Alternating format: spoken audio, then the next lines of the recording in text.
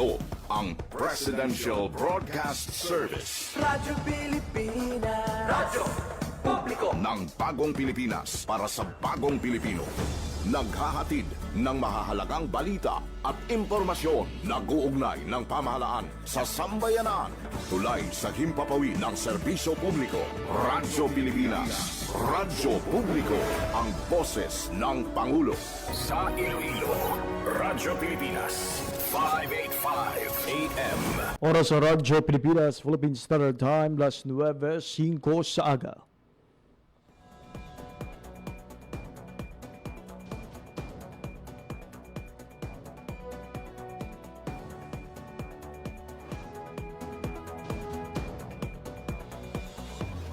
Sa Western Visayas, Panay Island, na tinamaan itong island-wide blackout. Ang pagsulod mo gid sa maasim watershed. Pinaka-purpose nila ini para sa operation nato. We have that in collaboration with the Department of I am Health. again standing up. Mapiktahan ang ila freedom of expression. Sa Office of Civil Defense naman po. Balita, issue, kag iban pa. Diri sa Radyo Pilipinas. Radyo Publiko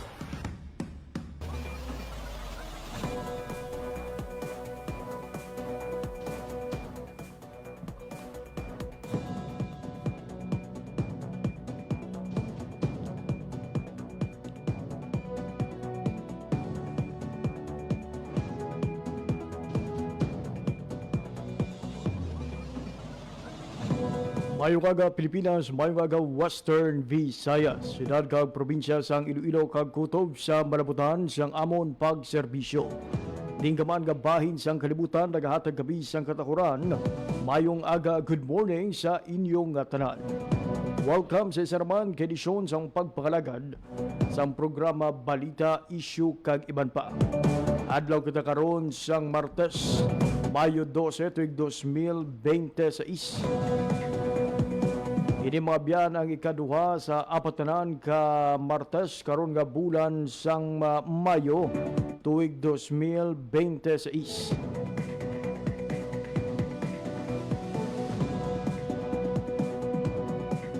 Sa kinahanglan mga ingkopon ninyo, tubtob alas 9:55 sa bunga aga, ako ang inyo alagad, JP Hervas. Sa aton mga sukitag palamati all over Western Visayas, probinsya sa Aklan, Antique, Capiz, Guimaras, Iloilo, kag Negros Occidental, mayad-ayad nga aga sa inyo nga tanan.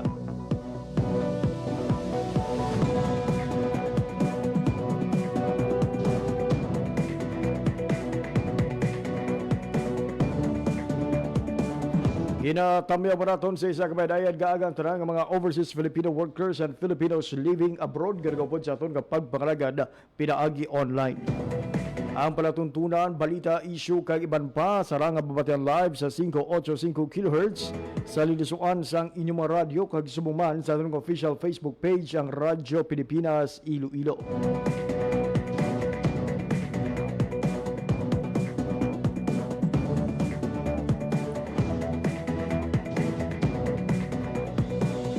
Mabiyan sa aton nga pagpakalagad, subungan daw sa Martes. Lagib sa aton sini nga pag-istoryahan ang pila ka mga dalagkuan nga mga balita. Mga development mga biyan sa Kamara kag sa aton sini nga Senado.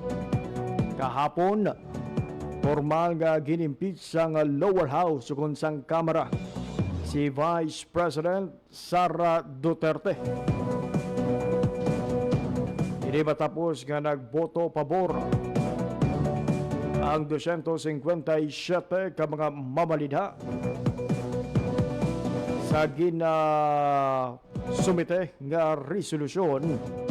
Ang House Resolution number 989 kaupod ang Committee Report number 261 nga nagaunod mga biyan sang pila ka mga findings, conclusion kag rekomendasyon sang impeachment case.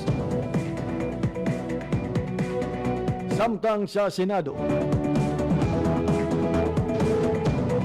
may pagbag-o sa pamuruan sang Senado mga biyan. Hindi matapos nga nagdesisyon ang mayorya sang Senado nga bakantihan ang kuna ubrahon nga bakante ang tanan nga mga posisyon lakip na ang Senate presidency. Sa botong 13 ang pabor,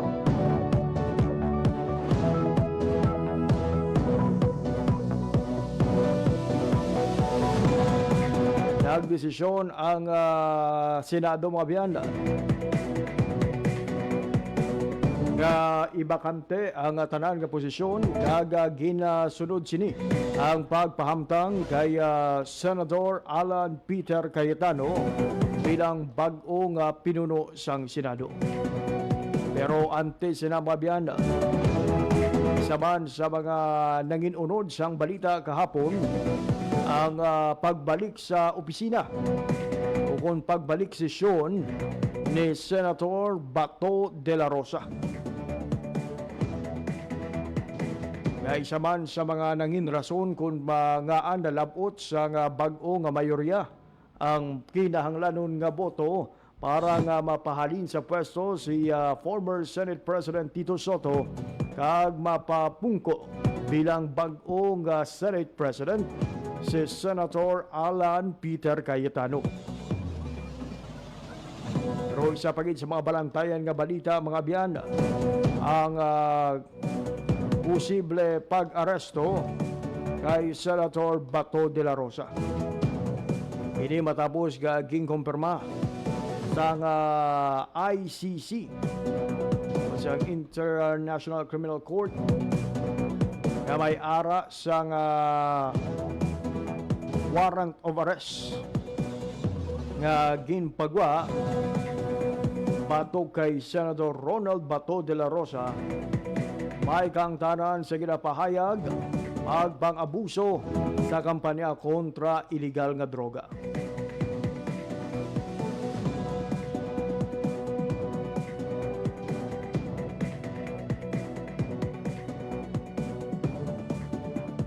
Samtang istoryahan taman mga biyan ang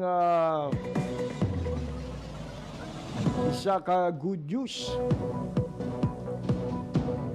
Santo sa ringin direktiba ni Presidente Ferdinand R. Marcos Jr. epektibo Abril 30, 2026. Ginpasanggad na sang PhilHealth ang maternity benefit. Natuyuan sining masiguro na ang kada Iloy ang magabata sang mas hilway, mas kampante. Kag wala sang may ginapanumdom nga mabugat nga galastuson.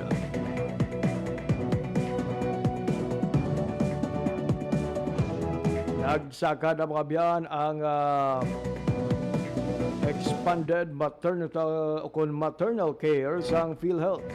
Kung sang una yara lamang sa 9,750 ang normal delivery, subong covered na sini up to 29,000 pesos. Kung sang una, ang cesarean operation o kung CS mga biyan yara lang sa 37,000 pesos and 50 or 37,050 pesos, subong mga biyan yara na ini sa 58,000 to 62,000 pesos. Mas kompleto man ang pag-atipan sa dalom sang sining package. Covered man sini ang tub-tub 8 ka prenatal check-up, may laboratory test kag analysis. Nakip man diri ang bakuna kag may 3 ka postnatal check-up pagkatapos nga magbata. Kag sining karon lang mga biyana, ginpaunahan ni Presidente Ferdinand R. Marcos Jr. ang pagluso sang mas malapnagon nga akses sa mga Pilipino sa kalidad nga serbisyo sa ikaing lawas, pinagi sa pagpasangkad sang suporta sang PhilHealth sa mga pribadong ospital. Kahapon mga biyan, ang Presidente ay nabisita sa The Medical City sa Ortigas, Pasig. Kaupod sa PhilHealth President kag COO Dr. Edwin Mercado kag ni Medical City Group CEO Dr. Stuart Bennett. Ginlibot ni Presidente Marcos Jr. ang nanaytuhay nga pasilidad sa ospital para makita ang aktual nga epekto sa mga reforma sa healthcare kung healthcare financing kag ang pagpasangkad sa benepisyo ang nagakabaton sa mga pasyente sa dalom sang PhilHealth. Kinatagan punto ni Presidente Marcos ang kaimportansya sang PhilHealth Outpatient Emergency Care Benefit Package. Isa sa mga primary reforms na ginpatuman sa itong 2024 na nagahatag sang bulig pinansyal sa emergency services bisan pa hindi makonfine ang pasyente. Mainit naman nga ginabi-abi ang Presidente ang inisyatibo sa ang Medical City nga tukod sang panibag-o nga Alfredo R.A. Bengzon Patient Access Ward para sa mga miyembro sang PhilHealth. Ini ang isa katikang para nga mas mapadamo pang Pilipino nga mayara sang access sa dekalidad kag world-class nga serbisyo medikal. Sa iyang paglibot, nakighinon-anon man ang Presidente sa mga nakabaton sang mas ginpasangkad nga maternity care package sang PhilHealth nga nakabulig sang dako sa pagbuhin sang galastuson sa pagbata kag pagparami sang maternal health care services. Samtang ginapasangkad ang benepisyo sang PhilHealth, ginalauman nga magasundan pa sa mas maramo nga pribado nga pasilidad ang ginuubra sang The Medical City. Bangod sa pagbibigay sang gobyerno kag sang sektor sang ikang lawas ang liabe para nga mangin kinamatarong kag indi pribilehiyo sang iban ang world class nga pag-atipan para sa kada Pilipino. Ang oras sa Radyo Pilipinas alas 9:10 sa aga. Mag-check ana kita sang latest update sa lakat sang panahon. Ibalo naton with Pag-asa Iloilo mangin panyempo sa mga adlaw sang Martes. Kamusta ang heat index diri sa aton nga rehiyon? Kahapon mga biyan, o klakip kita sa mga first honors. Kung may pinakamataas gid nga heat index, subong adlaw kamusahon naton kung ano ang mangin kapaang babatsagaan sa aton nga lawas, particularly diri sa syudad sa Iloilo, sa Banwas ng Dumangas, sa Banwas ng Mambusa, ug sa syudad sang Rojas, kung sa diin ginamonitor sang Pag-asa everyday ang ining nga mga lugar.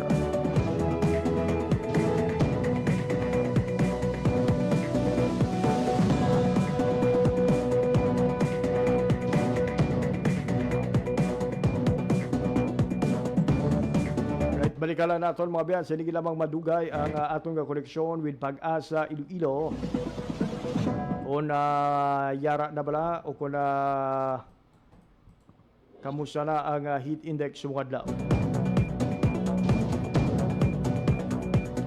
Istoryahan taman mga biyan ang pila ka mga parugyan kag plano sa Department of Agriculture subong kinaparanaw nga mangin na apektado sang El Nino ang pila ka mga kaumahan sa aton nga pungsod. Bangod sa mataas nga temperatura sa tuman nga kainit mga biyan, apektado ang pila ka mga kaumahan kag pila ka mga produkto. Gani importante gid nga bakitan kamabatian naton ang mga tikang nga ginapatuman sang aton nga Department of Agriculture. Masgin pabaskog pa sa Department of Agriculture kung DA ang mga tikang sini sa mga pamroblema nga mangunguma bilang kabahin sa mga pagpanghanda sa posible tuman nga epekto sa El Nino sa mga mangunguma kag supply sa pagkaon sa pungsod. Sino kay Agriculture Secretary Francisco Chu Laurel Jr. pabaskogon pa sang DA ang paggamit sang drought-resistant crops, solar-powered irrigation, low-cost greenhouses, kag mas temprano nga pagtanom agud maprotektahan ang produksyon sang agrikultura.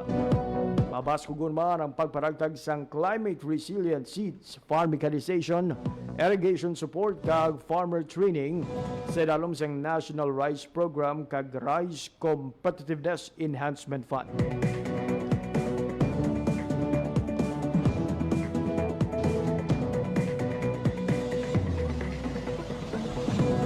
Sa sining nga oras mga biyan, balikan nato ang atong koneksyon sa Pag-asa Iloilo.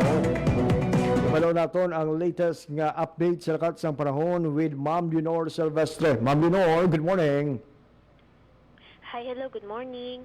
Muna ang ating latest weather update para sa subong adlaw sang Tuesday, May 12, 2026.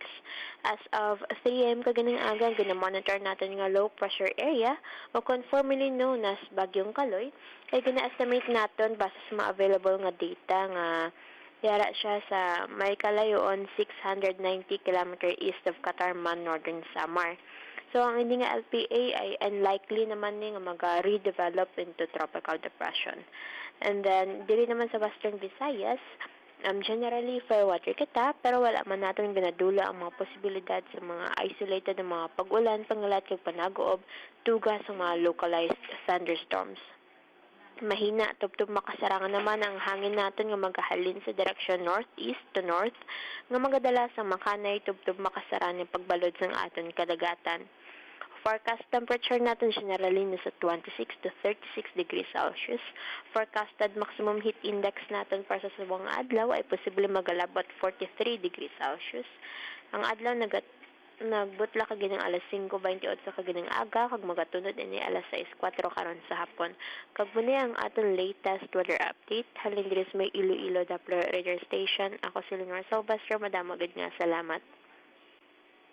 Just to clarify lang, ang ining ginabantayan natin karon nga low pressure area nga formerly Bagyong Kaloy, pahina na gid ni ma'am, wala na ni isang tsansa nga magbaskog pa kag mangin isaliwat ka bagyo. Yes sir, mahina na ni or possible magalusaw naman ni sa mga sumunod nga adlaw. Ma'am Leonor, can you give us na lang ma'am sang actual heat index kahapon nga adlaw? Kay kahapon do isa kita ma'am no sa may pinakamataas nga heat index, nalapawan bala ma'am kung nalabot ang forecasted maximum heat index kahapon? Well, kagapon sir, na-record natin nga heat index diri sa station ay 43 degrees Celsius. So nalapawan niya isa ka degree ang forecasted natin kagahapon which is 42 degrees Celsius. Mga ano oras ini ma'am ang na-record gid nga peak sa heat index kahapon? Around 1 to 2 p.m. sir, naka-record kita 43 degrees Celsius. Ayun, so sa subong adlaw sang Martes ma'am, kamusta naman ang inyong monitoring not only diri sa syudad sang Iloilo? Well, sa karon sir, diri sa station sir, ang forecasted natin nga heat index ay 43 degrees Celsius. Sa may Rojas City, Capiz ay 41 as well as sa may Mambusaw, Capiz. Then sa may Dumangas, Iloilo ay 43 degrees Celsius. Kag sa may Lagran, Hala, Carlota, Negros Occidental ay 42 degrees Celsius ang mga forecasted heat index dira. Madamo gyud salamat Ma'am Leonor sa imo sini oras kag impormasyon ma'am. Welcome sir. There you have it mga biyan, late update sa lakat sang panahon gidulong sa aton sang Pag-asa Iloilo. So yun mga biyan ha, kahapon ang forecasted maximum heat index nagdangat sa 42 degrees Celsius. Pero ang actual heat index nagdangat mga biyan sa 43 degrees Celsius. So sa aton sing mga kauturan, no, sa mga kauturan naton, especially sa mga masami nagatiner sa gwa sang ila sini nga puloy-an sa dalom sang mainit nga panyempo. Especially sa mga kauturan naton nga by reason of their employment, by reason of their work, kinahanglan nga mag-tiner sa kilid sang dalan, sa aton sini mga traffic enforcers, mga construction workers, mga sidewalk vendors, kag sa tanan nga mga masako ang adlaw-adlaw nga aktibidad. Kadaw minimal lang gid ang oportunidad nga makapasilong. Nagapahanumdom kami sa inyo nga mag-inom gid sa madamo nga tubig. kag hindi paghulaton nga mauhaw. Likawan man ang madugay nga pagbabad sa adlaw, ilabi na halin alas 10 sa aga tubtob alas 4 sa hapon. Magsuksok sang presko kag light colored nga panapton kag kun mahimo, especially kung kinahanglan gid nga magwa, hindi gid pagkalimtan ang payong o kun inyong kalo. Again mga biyanha, ang lagranha sa La Carlota ang posible magdangat sa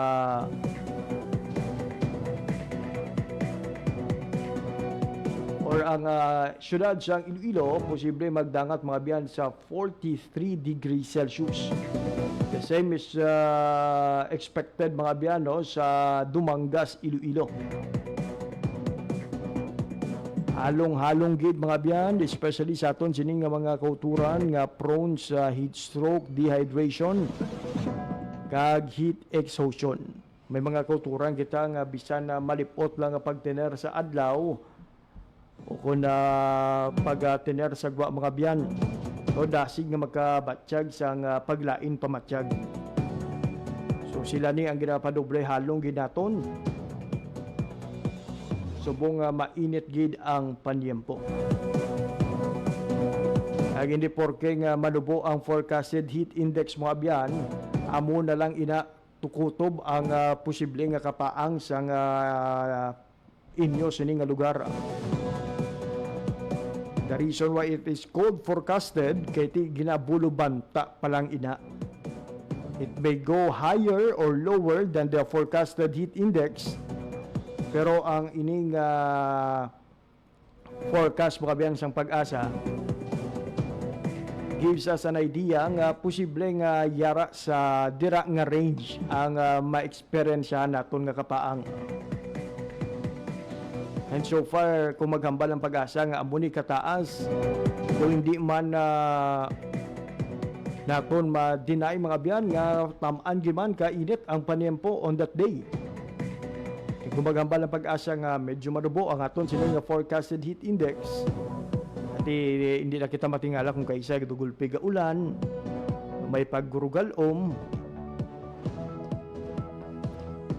And to be sure mga biyan ha, from time to time i-follow gid ang monitoring sang pag-asa kag sang inyo sining CDRRMO.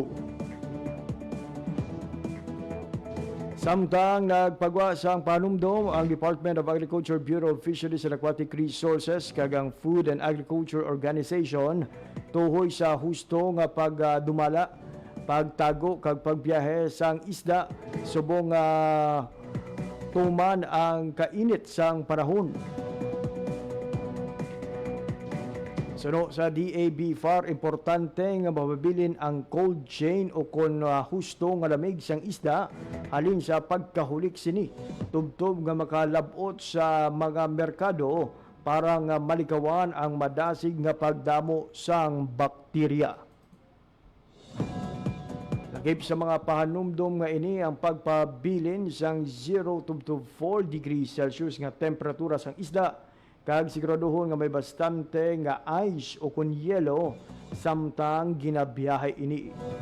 Kaya panumduman ang mga nagabiyahe sang isda nga maggamit sang insulated o kun may atop nga mga salakyan, may maayos o kun insakto nga drainage ang mga kahon, kag wala nakabulad sa adlaw ang mga fish container.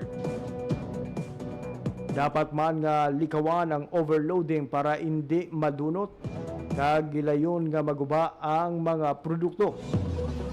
Mas marami man nga direktiba o kung direkta kag madasig nga delivery para nga mapabilin nga preska kag safe kaunon ang inyo sining nga mga produkto. May gangtanan sili nagpanumduman ang BFAR sa mga bumarakal nga pilion lang ang mga fresh nga isda na may mga palatandaan kaangay sang malilinaw na mata, matitingkad na pulang hasang, at walang masangsang na amoy at matigas na laman. So ina ang mga palatandaan nga luyag ipahanumdom sang DAB-FAR sa tanan nga mga bumalakal o dapat matulutig pa ang unod. Wala sang malang sang baho.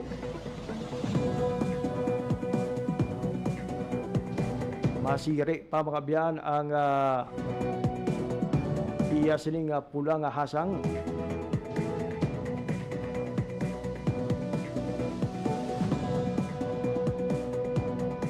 Agod nga makalikaw kita sa posible food contamination o kung fish poisoning. Alas 9:30 sa aga. Sa aton nga pagpanumbalik, istoryahan naton mga biyan ang mga nangin updates kung development sa bahin sang Kongreso, both sa lower house kag sa upper house kahapon kadlaw sang Lunes. Iban pa nga impormasyon pagkatapos lamang isang pila ka pahanumdom. Itinuloy na po natin ang zero balance billing. Libre po. Ibig sabihin, ang serbisyo sa basic accommodation sa ating mga DOH na ospital, wala nang babayaran ang pasyente. Po, ang dami pong challenge, hindi po namin alam kung saan namin kukunin, ganon, nag-iisip kung paano namin mababayaran. Siyempre po, masayang masaya, super saya po dahil na zero billing po kami. Opo, malaking ano po talaga, malaking tulong po. Mabilis lang din po. Bayad na ang bill ninyo. Uulitin ko, wala nang kailangan bayaran ng pasyente basta sa DOH Hospital dahil bayad na po ang bill ninyo. Naiiyak ako kasi sobrang saya. Maraming salamat po, Mr. President Bongbong Marcos Jr. Hindi kami nagkamali ng taong ihinalal.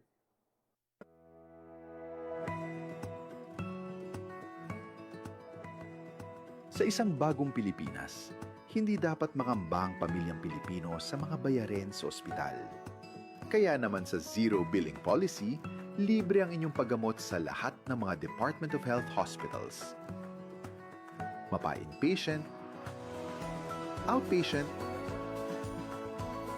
o emergency services.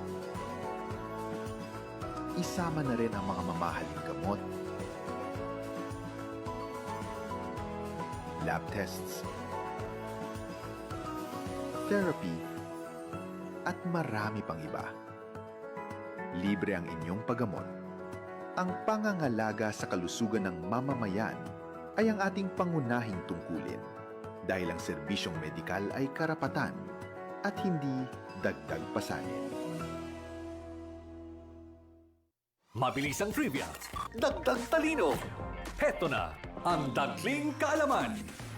Alam nyo ba, sa mga PhilHealth covered cases, mayroon ng zero balance billing o no balance billing. Paano ito gumagana? Simple lang. Magpa-admit sa ward ng DOH accredited hospital. Ipakita ang PhilHealth ID o MDR, pati na rin ang government-issued ID at admission documents. Dumiretso sa PhilHealth Help Desk para sa verification at processing.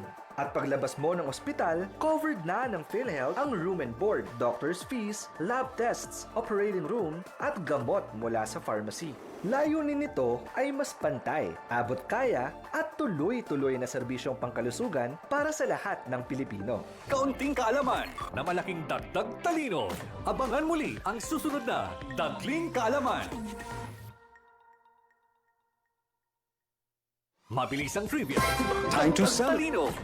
Heto na ang Dagling Kaalaman. Dagling Kaalaman, knowledge in a snap. Alam ba ninyo na noong October 26, 2025, opisyal nang naging ika-11 miyembro ng Association of Southeast Asian Nations o ASEAN ang Timor-Leste o mas kilala bilang East Timor matapos ang mahigit 14 na taong paghihintay at proseso bago ang full membership sa regional bloc? Masayang tinanggap ng mga lider ng ASEAN ang bagong bansang ito sa ASEAN Summit sa Kuala Lumpur, Malaysia kung saan nilagdaan ang formal na deklarasyon ng pagsapi.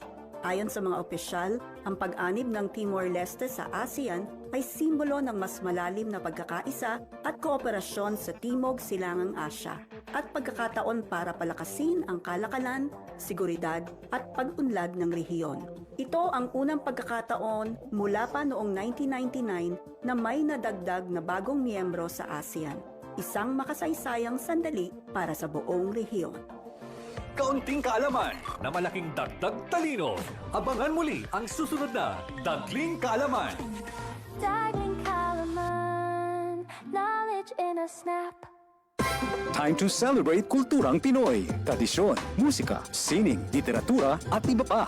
Anything and everything fun and Filipino. Ito ang Pinoy Kultura. One of the fondest memories I have as a kid is riding the jeepney.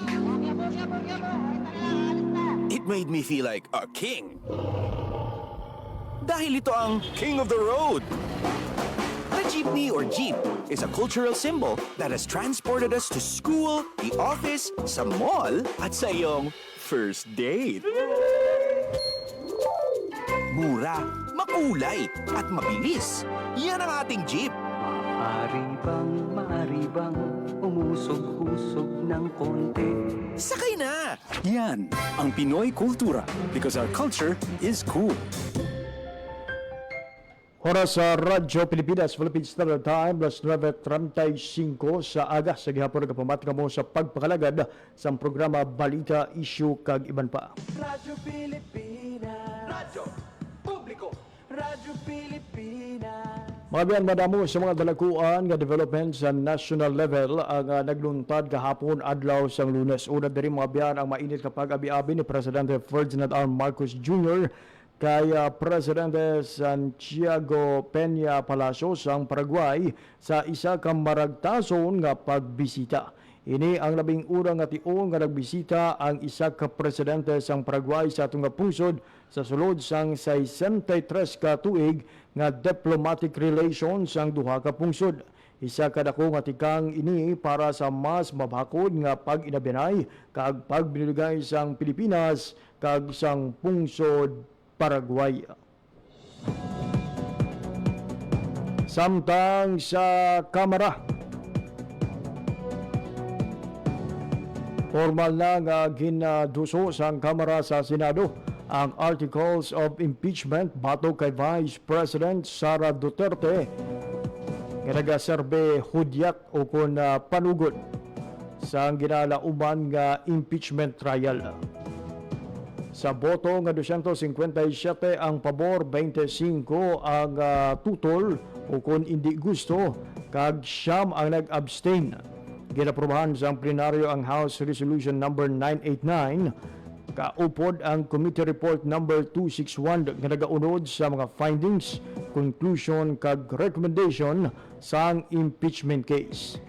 Ginpangunahan ni Iloilo Representative kag Senior Deputy Majority Leader Lawrence Defensor ang motion para formal nga i-endorso sa Senado ang Articles of Impeachment kag tanan nga necessary document samto sa Konstitusyon kag House Rules on Impeachment Proceeding.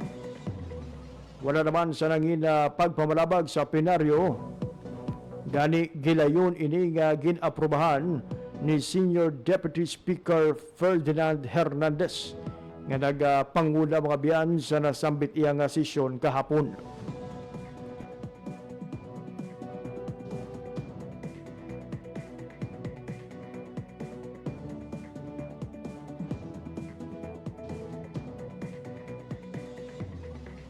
Ginmanduman sang Kamarang hatagan sang kopya sang Committee Report, Articles of Impeachment kag mga annexes si Vice President Sara Duterte. Nagib na mga complainant kag mga abogado sang pagkatuhay nga bahin sa oras nga masumite ang mga dokumento sa Senado. Ang pag-endorso sang Kamara ang ginakabig nga pinal nga tikang sang manubo nga panalgan para nga mag-arangkada sa Senado ang impeachment trial batok sa Vice Presidente. Samtang nagpabutyag sa pila ka mga pahayag ang mga mamalida sa Kongreso. Tuloy ang laban according kay House Senior Deputy Minority Leader kag mamayang Liberal Party List Representative Laila De Lima. Subong aprobado na sa Kamara ang Justice Committee Report number 261 kag Articles of Impeachment. Suno kay De Lima, madinag-on nga na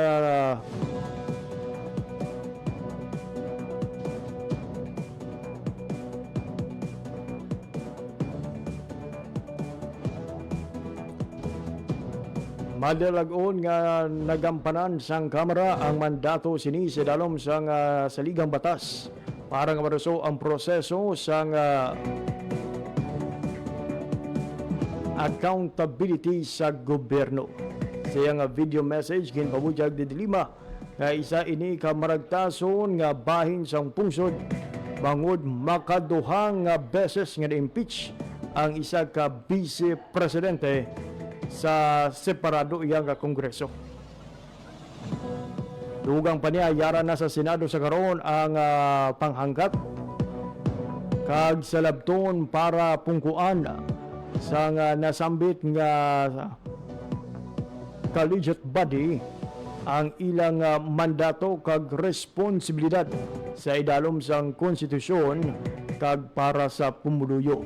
Kinatagan punto De Lima, hindi lamang si Vice President Sara Duterte ang paghahusgaran sa impeachment trial, kundi mangin ang mga senador nga magauyat kag magadesisyon sa sini nga kaso.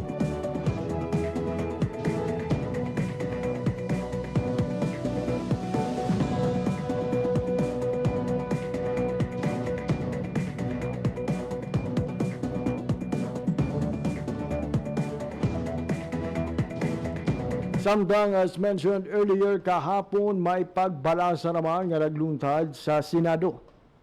Kasunod sa nanging desisyon sang mayorya sa mga senador na pahalin sa pwesto si former Senate President Tito Soto kag ginabuslan ini ni Senate President Senator Alan Peter Cayetano. Magapungko naman bilang pro tempore ang Senado si Senator Loren Ligarda. Samtang isa pagid ka dako nga balita kahapon mga biyan ang sulod sa sesyon kung pagtambong sa sesyon ni Senator Bato de la Rosa. Aggadungan sang iyang pag-attend sa nasambit nga sesyon ang attempt nga dakpon siya kasulod sang ginpagwa nga warrant of arrest sang International Criminal Court o kun sang ICC. May pila pa ka mga tensyon nga nagluntad sa tunga sa mga miyembro sang Senate Sergeant at Arms kag sa mga personnel sang NBI matapos nga ginmando sang pamunuan sang Senado ipadalom sa protective custody si Senator Bato de la Rosa.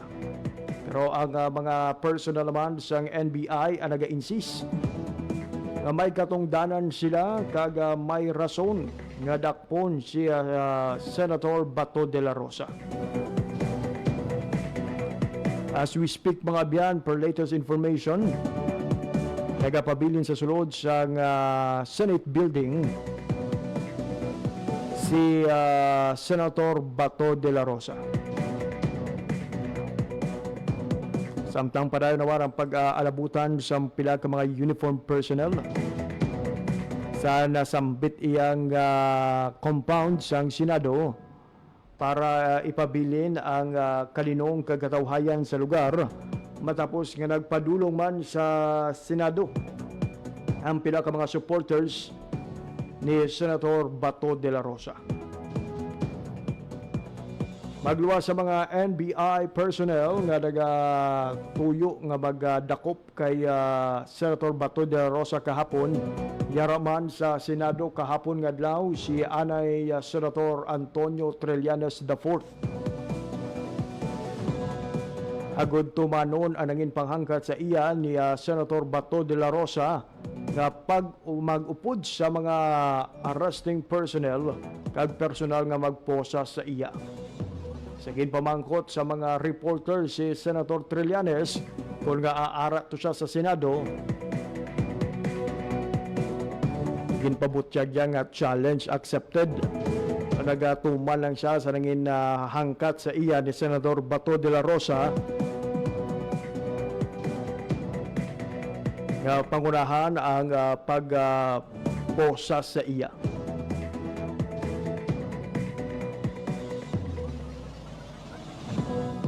Evaluan si Senator Bato de la Rosa ang nangin absent sa Senate session sa halos tunga sa tuig.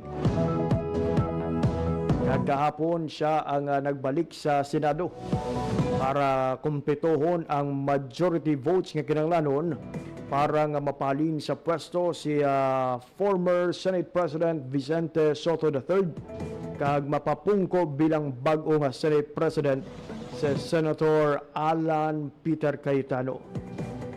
Pero kahapon mga biyan, talo pang doon ang akig itsura ni Senator Bato de la Rosa sa nagsulod ini sa Session Hall.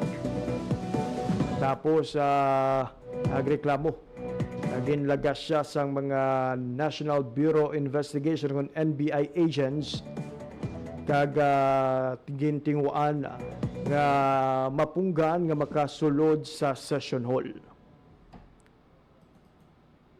So balantayan mga biyan ang mga development sa sining mga balita kung kamusta ang mangin sitwasyon ni Senator Bato de la Rosa sa Senado. Kung mapatuman bala ang kung mapatigayon bala ang pag-aresto sa iya by virtue of the arrest warrant nga gipagawa sang ICC. Inaang bantayan mga biyan sa mga report sa aton nga makupdanan sa Radyo Pilipinas, Manila. Samtang sabayan sang Air Force, kinathag sang Philippine Air Force mga biyan nga nagapabiling nga normal ang sitwasyon sa Villamor Air Base sa Pasay City. Ini sa piyak sa mga attempt nga iserbe kaya kung iserbe ni Anay Senator Antonio Trillanes IV kaupo ng operatiba gikan sa National Bureau of Investigation ang arrest warrant sang International Criminal Court batok kay Senator Ronald Bato de la Rosa. Sunod kay Philippine Air Force spokesperson Colonel Maria Cristina Basco, wala sila sang may na-monitor nga wala sang anuman nga pagbag-o sa ulag sa mga aeroplano sa nasambit nga mga nasambit nga base militar para sa nasambit nga misyon.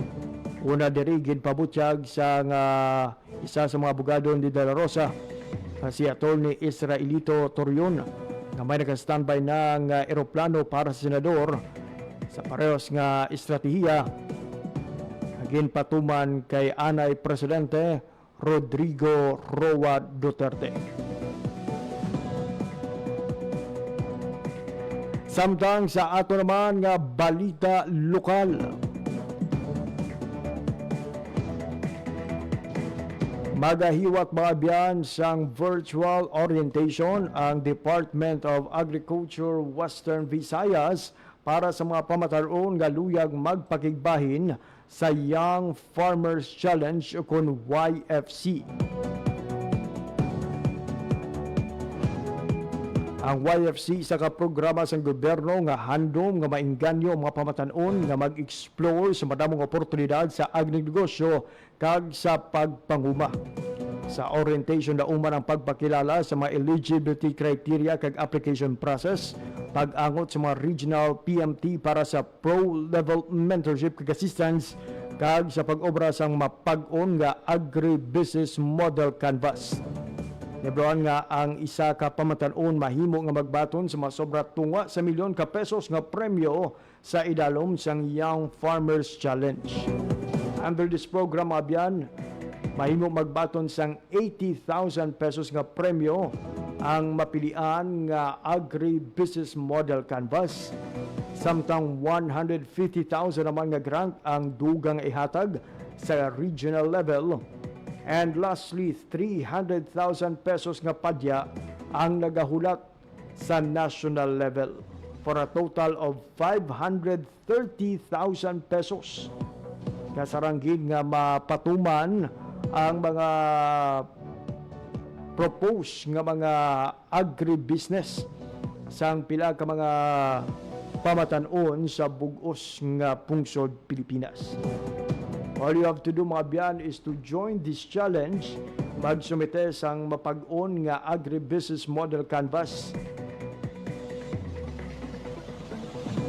Kaga ipatuman sandig sa inyo sini nga mga natun-an ka mga paghanas sa idalom sa DA programs ang mga strategiya sa marketing, production, post-harvest, kag iban pa nga mga aspeto para nga magmadinalagon ang inyo negosyo.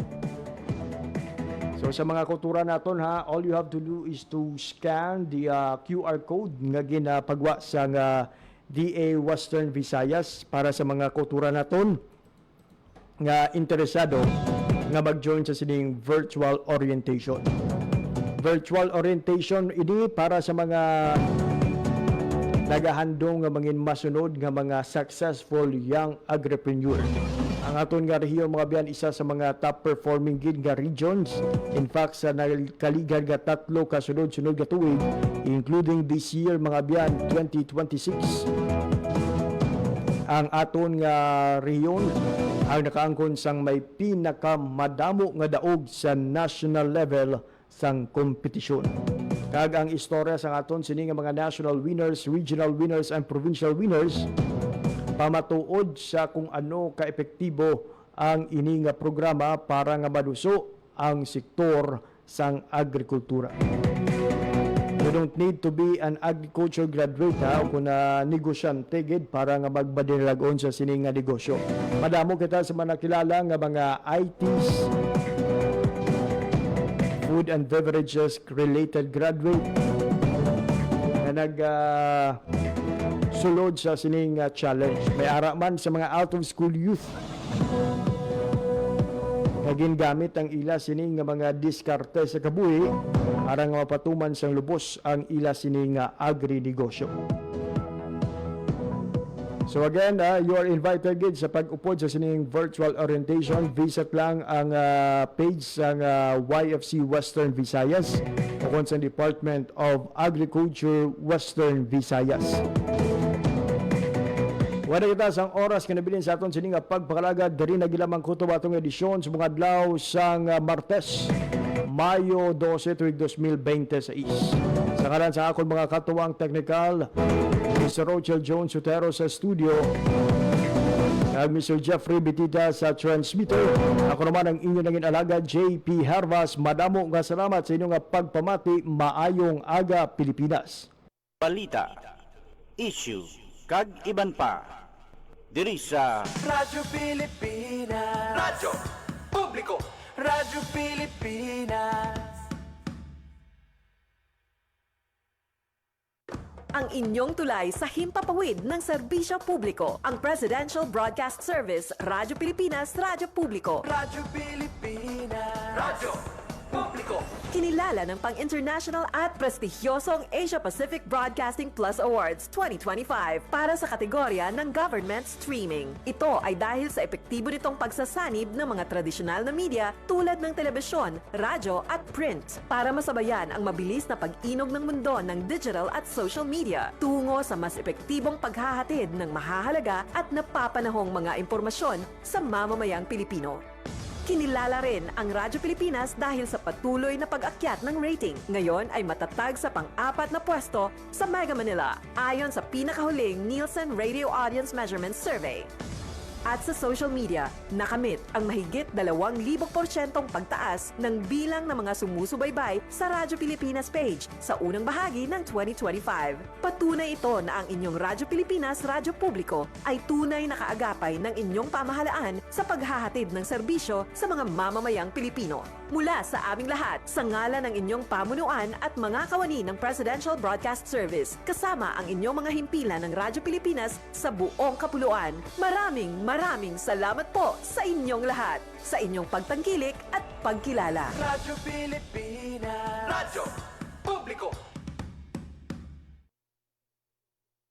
Ang inyong tulay sa himpapawid ng serbisyo publiko, ang Presidential Broadcast Service,